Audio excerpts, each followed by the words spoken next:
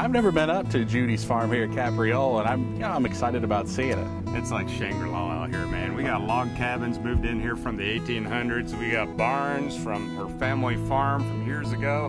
Look at this place, Brian. Yeah. But the reason why we're here are the goats in that barn over there. You're milking them right now. They're gonna go over to the plant. They're gonna make some cheese, and we'd like to talk about that a little bit.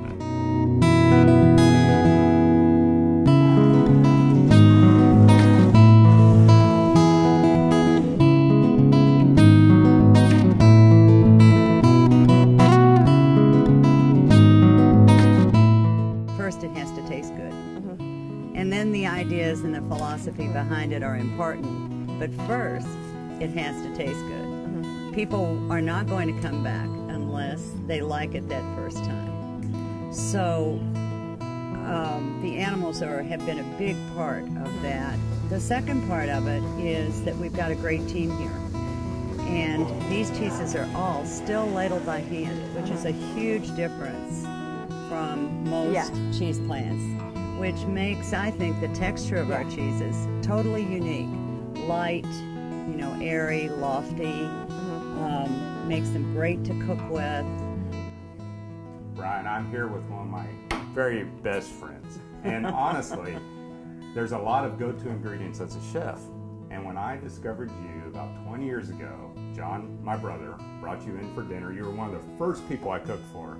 I was in love. I was in love.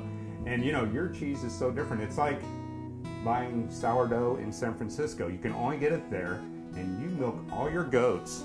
You make this cheese with your hands, and no one else can do it, and it tastes that way. And I've tried a lot. Good. But Judy, yours is the best. Oh, sweetheart. Now, there's fresh goat cheese, there's ripened, there's mature, there's all these things out there. Can we kind of talk through that a little bit and give us an idea of what we're looking at? Sure. And you know, these cheeses, except for this last one, are kind of all in the same family. This starts with a basic fresh lactic curd, and it ferments really slowly overnight, tiny amount of coagulation, and then to be a totally fresh cheese, of course, you wouldn't let a mold develop on the outside. So that could be in the form of a log, or these little buttons are a little round.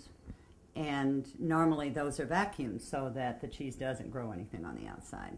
But if you let them do what they want to do, they're going to get mold. And these have a really light geotrichum, which is kind of a sweet French mold, wrinkly rind on them that we love. And this one's Piper's Pyramid. This is Sophia with ash, which is also very traditional to the French cheeses.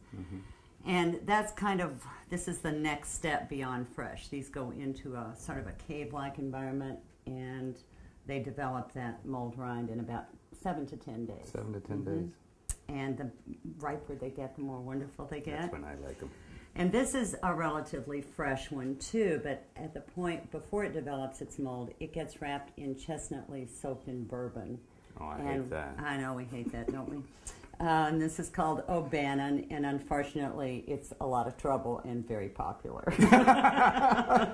But also very good. Right. So. And this is one of our aged cheeses, and we're a little bit short right now on aged cheese. But this is a totally different fabrication. And this is the one you saw the guys making in the cheese plant this morning and dipping into the molds. And these are raw milk, and they must legally be aged for 60 days before they're legal cheeses, at least 60. And these are very young ones. But this is a totally different recipe, fabrication.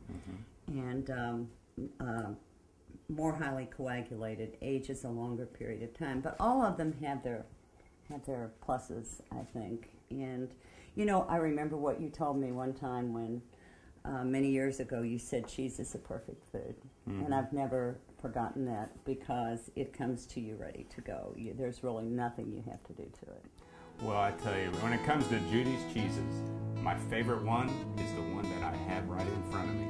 And I hope you give some of these a try. It's been fun being on your farm. Thank you. Thank you. It's fun having you always.